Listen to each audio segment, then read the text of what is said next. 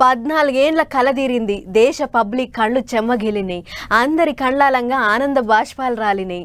పోయినేడు దునియా పెద్ద కప్పు వస్తున్నదని అనుకుంటే అన్నీ గెలిచి ఆఖర్ల కప్పు జారిపోయింది. ఇప్పుడు అదే పట్టుదలతోని ఆడి ఈసారి దునియా పొట్టి క్రికెట్ కప్పును పట్టుకొచ్చిర్రు మన టీమిండియా ఆటగాళ్ళు. అట్లా ఈ గాళ్ళను దేశంలో పెద్ద పెద్దోళ్ళే ఇంటికి పిలుస్తుర్రట. గదేం దాసుకొనొద్దాం పారి.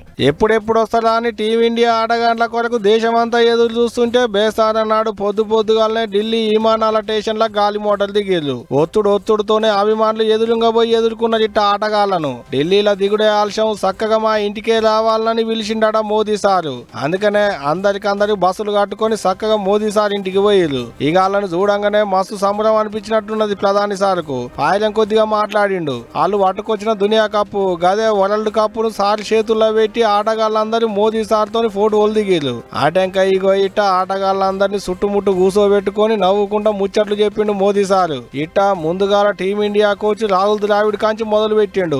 ఆటంక రోహిత్ శర్మ, విరాట్ కోహ్లీ, బూమ్రా ఇట్ట అందరితోని ముచ్చట్లు పెట్టిండు ప్రధాని సారు. అంత దూరం వచ్చిన వాళ్ళను ఉత్తగా పంపిస్తేట అనుకున్నట్టున్నాడు. అందుకనే ఆటగాళ్ళందరికీ ఇంత నాష్ట పెట్టించిండు. సార్ కూడా ఆళ్ళెంబడే కూర్చొని ఇంత తిన్నాడు. ఇక సార్ తోని ముచ్చట్లడవంగానే ఆడికేంచి చక్కగా ఓ హోటల్కు పోయి ఆటగాళ్ళంతా. అక్కడ కూడా గట్టిగానే ఎదుర్కొన్నారు హోటలోళ్ళు. పోయిన వాళ్ళతోని పోయినట్టే కేకుగా తిరిపిచ్చిర్రు. ఏదైతే గాని దునియాలున్న అన్ని దేశాలతోని పోటీ పడి వరల్డ్ కప్ ను పట్టుకొచ్చిర్రంటే టీమిండియా ఆటగాళ్లను తారీఫ్ చేయాల్సిందే కదా. ఏమంటారు?